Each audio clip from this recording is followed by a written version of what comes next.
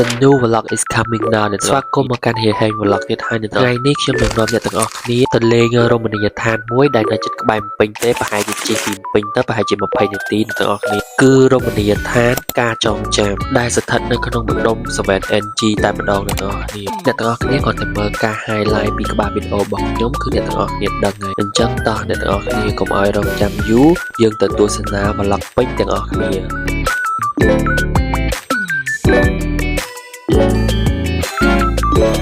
សួស្តីអ្នកទាំងអស់គ្នាខ្ញុំបាទហេហេអញ្ចឹងថ្ងៃនេះពួកខ្ញុំមានជាដំណើរកម្សាន្តមួយភ្នំពេញទៅនៅជាយពេញយើងទេហើយបើសិនជាគិតជានាទីវិញតែ25នាទីអ្នកទាំងអស់គ្នាពីភ្នំពេញទៅអញ្ចឹងឥឡូវនេះពួកខ្ញុំកំពុងតែធ្វើដំណើរទៅតាមផ្លូវក្រសួងដែនដីនឹងបន្ទាប់ពីជិះពួកខ្ញុំក៏មានការញ័រសាច់តាមផ្លូវដែរអញ្ចឹងក៏ចូលទៅដាក់កាហ្វេម្នាក់កាហ្វេនៅបប្រក់យើងនឹងចិត្ត Eon 2ដែរនឹងអ្នកទាំងអស់គ្នាចិត្តក្រសួងដែនដីនឹងគឺថាឆ្ងាញ់មែនតើ favorite របស់ខ្ញុំគឺកាហ្វេ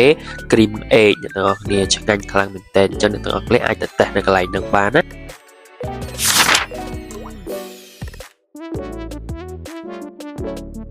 ឥឡូវពួកខ្ញុំបានមកដល់រង្វង់មូលព្រែកតាមាក់ហើយអ្នកទាំងអស់គ្នាដឹងហើយថាម្ដុំព្រែកតាមាក់គឺមិនល្បីលៀសឆ្ងាញ់ខ្លាំងមែនតើអ្នកទាំងអស់គ្នាលៀសសាច់តែសាច់ក៏ប៉ុន្តែដោយសារយើងទៅរៀងខុសរដូវតិចហើយណាមួយយើងទៅពេលព្រឹកដែរអញ្ចឹងទៅលៀសក៏វាអត់ទាន់ឆ្អិនបានល្អដែរអញ្ចឹងពួកខ្ញុំក៏សម្រេចទិញ5កំប៉ុងគ្នាប្រាប់អ្នកក្រុមខ្ញុំស្ដាច់លៀសហើយរមណីយដ្ឋានការចងចាំពួកខ្ញុំបានមកដល់ហើយអ្នកទាំងអស់គ្នាអ្វីដែលសំខាន់គឺថាព្រៃព្រឹក្សាធ្លាក់មកគឺថា fresh ខ្លាំងមែនតើបាន vibe មួយបែបទៀតហើយអ្នកទាំងអស់គ្នាស្អាតខ្លាំងមែនតើហ្មងអ្វីដែលសំខាន់គឺយើងងាកទៅណាក៏មានព្រៃព្រឹក្សាដែរអ្នកទាំងអស់គ្នាគឺស្អាតខ្លាំងមែនតើ highly recommend ហ្មងសម្រាប់បងអូនណាដែលគាត់អត់មានពេលវេលាយល់ថាថ្ងៃឈប់សម្រាកអីអត់បានយូរថ្ងៃអីអញ្ចឹងឬក៏មានថ្ងៃសម្រាកតែមួយថ្ងៃហើយក៏នឹកព្រៃព្រឹក្សានឹកភ្នំអីឆ្លៀតមកទីនេះមក25ទៅ30នាទីអ្នកទាំងអស់ព្រោះនៅកន្លែងហ្នឹងពេលយើងចូលមកគឺមានកញ្ចុះមានអីសម្រាប់ឲ្យយើងអង្គុយញ៉ាំទៅនិយាយទៅចំណាយពេលវេលាមួយថ្ងៃវល់ល្ងាចរបស់យើងហ្នឹងនៅក្នុងហ្នឹងបានហើយអត់ stress អត់ធុញទេទាំងអស់គ្នាចង់ស្ទូចត្រីក៏បានដែរបឹងគេធំហើយទឹកស្អាតខ្លាំងមែនតើហ្មងនិយាយទៅទេសភាព vibe គឺថាឈៀលខ្លាំងហ្មង life របស់ខ្ញុំគឺអត់ hurt ទេក៏ប៉ុន្តែខ្ញុំចង់ heal ទោះជាខ្ញុំអត់លុយ heal ក៏ខ្ញុំខ្ចីលុយគេបានដែរជិះលើញទៅដល់គ្នាតោះឥឡូវខ្ញុំមកបង្ហាញពីកញ្ចុះវិញទៅដល់គ្នាអញ្ចឹងកញ្ចុះហ្នឹងគេមាន gate 2បៃសាច់ទៀត2អញ្ចឹងគេមានផ្លូវចូល2អញ្ចឹងណាអញ្ចឹងពីខាងមុខអាចធ្លុះមកដល់ខាងក្រោយបានហើយនេះគឺជាទេសភាពនៅខាងក្រោយកញ្ចក់អ្នកទាំងអស់ហើយបើនិយាយពីខ្យល់វិញអ្នកទាំងអស់គ្នាមិនភ័យថាហប់ទេអ្នកទាំងអស់គ្នាក៏តែមើលតែដើមឈើបក់យ៉ាងម៉េចក៏អ្នកទាំងអស់គ្នាដឹងពីកម្លាំងខ្យល់នៃការបក់ដែរហើយខ្យល់ហ្នឹងមិនមែនជាខ្យល់កង្ហារអ្នកទាំងអស់គ្នាគឺខ្យល់បរិសុទ្ធធម្មជាតិហ្មងយើងមកឈៀលជិះតោងយោលេងអីអញ្ចឹងណា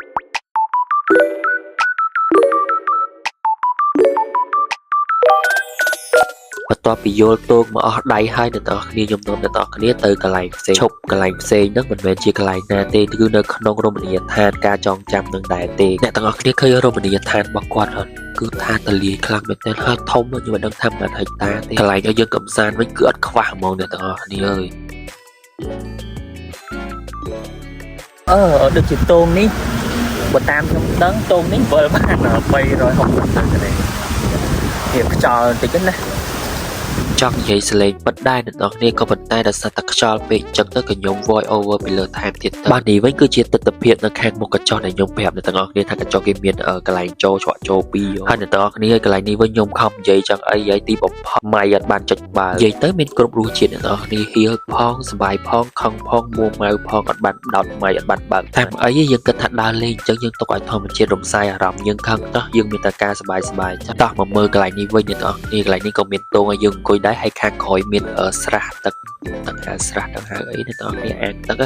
ស្អាតប្លែកខ្លាំងមែនតើហើយនៅក្នុងស្រះហ្នឹងក៏មានត្រីគេចិញ្ចឹមដែរចេះតែស្រះអាងទឹក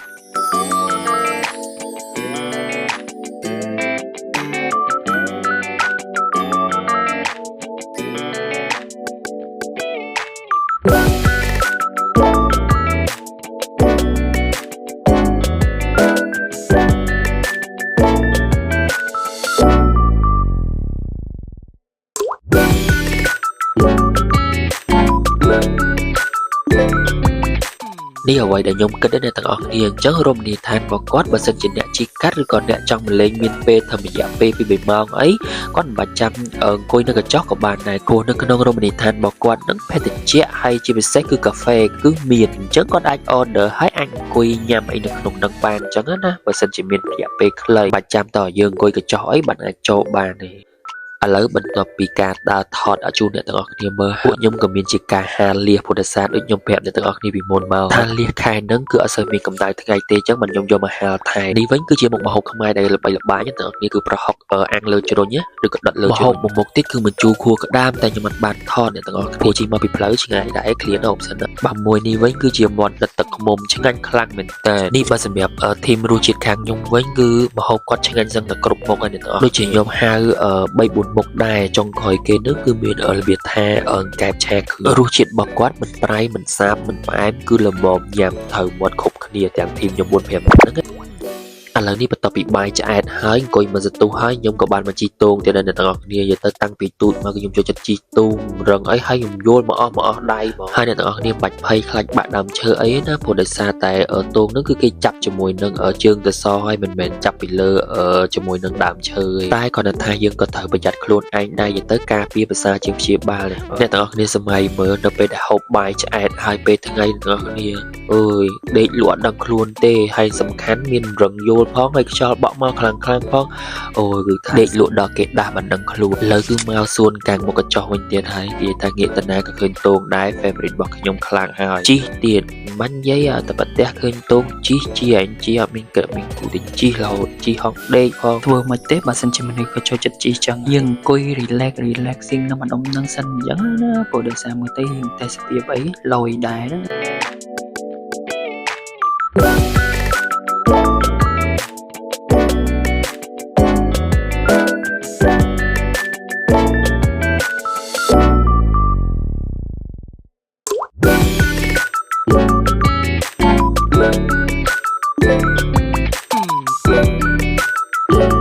បាទកន្លែងមួយនេះវិញក៏ជា top 1 ក្នុងចិត្តខ្ញុំដែរគឺវាស្អាតព្រោះដោយសារស្រះទៀតដែរអាំងទឹកហើយបន្ទាប់មកយើងមានស្ពានឈើកដាលនៅដើរអញ្ចឹងទៅណាហើយនេះគឺមានដុំឈើមួយសម្រាប់ឲ្យយើងអង្គុយថតរូបអីអញ្ចឹងទៅអញ្ចឹងអ្នកដែលឃើញប្លុកនឹងហើយបើសិនជាចង់មកកុំភ្លេចស្ពាយរបៀបថាកអាវអីហ្នឹងមក3 4ក្លេមកអត់ខ្វះប្លង់ថតទេ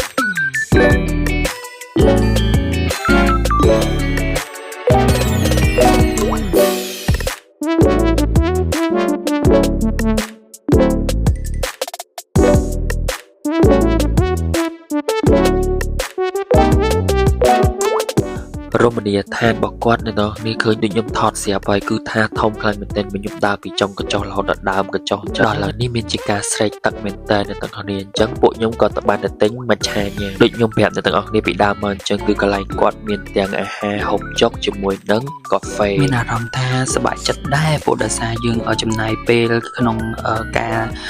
សម្រាប់ពីការងារហើយមកលេងកន្លែងហើយត្រូវចិត្តទៀតបានទាំងប្លុកស្អាតហើយជាពិសេសទេសភាពគឺមិនឲ្យយើងមានអារម្មណ៍ថាធុញទេព្រោះដោយសារអ្នកនរគ្នាដូចខ្ញុំបង្ហាញនៅក្នុងវីដេអូហ្នឹងអញ្ចឹងហើយទទួលយកខ្យល់បរិសុទ្ធបរិយាកាសធម្មជាតិគឺអែមខ្លាំងមែនតើហ្មងហើយតាក់ទងជាមួយនឹងប្លង់នេះវិញអ្នកនរគ្នាមិនមែនស្ពានចម្លងគ្រូទេណាគឺស្ពានដែលយើងឆ្លងពីកន្លែងទិញកាហ្វេហ្នឹងទៅកញ្ចក់វិញឃើញអ្នកទាំងអស់គ្នានៅនេះកញ្ចក់ក៏មានអាងទឹកក៏មានត្រីក៏មានស្ពានឈើក៏មានស្ពានថ្មក៏មាននិយាយទៅមានសពគ្រប់អញ្ចឹងកុំភ្លេចណានៅចុងសប្តាហ៍អាចនាំជាលក្ខណៈមិត្តភ ភ័ក្រឬក៏ម៉ាក់ប៉ាបងប្អូនអីមកលេងនៅគៀកបំពេញនឹងបានកន្លែងរមណីយដ្ឋានការចងចាំនឹងអាចមក relaxing chill ជាមួយនឹងក្រុមគ្រួសាររបស់យើងឬមិត្តភ័ក្តិនឹងគឺសប្បាយខ្លាំងមែនទែនអ្នកទាំងអស់គ្នាហើយកុំភ្លេចយកស្ទូចថៃមកផងសម្រាប់ស្ទូចត្រីព្រោះអីនៅពេលដែលខ្ញុំទៅនេះខ្ញុំឃើញបងគាត់កញ្ចោះដែលចិត្តខ្ញុំហ្នឹងគាត់ស្ទូចត្រីបានអញ្ចឹងកុំភ្លេចឥឡូវនេះខ្ញុំនៅបានដល់ល្ងាចដែរហើយជាពិសេសអ្នកទាំងអស់គ្នាខ្ញុំសូមបង្ហាញកន្លែងនេះមួយទៀតពេលថ្ងៃលិចអូកន្លែងហ្នឹងគឺថាស្អាតខ្លាំងមែនទែនហ្មងថ្ងៃលិចមើលបានថ្ងៃលិចច្បាស់អញ្ចឹងកុំភ្លេចណាបើសិនជា stress អីទុកការងារមកឡៃសិនហើយមកដើរលេងសិនទៅ finally អ្នកទាំងអស់គ្នាគឺ vlog របស់ខ្ញុំបានដល់ទីបញ្ចប់ហើយព្រោះខ្ញុំនៅតាំងពីព្រឹករហូតមកដល់ល្ងាចរៀងយប់ដែរមើលតែថ្ងៃលិចដឹងហើយអញ្ចឹងvlog របស់ខ្ញុំមានតែប៉ុណ្្នឹងទេហើយសង្ឃឹមថាអ្នកទាំងអស់គ្នានឹងជួយ subscribe YouTube របស់ខ្ញុំហើយនឹងជួយ like ជួយ share ផងខ្ញុំមានប៉ុណ្្នឹងឯងអរគុណបាយបាយ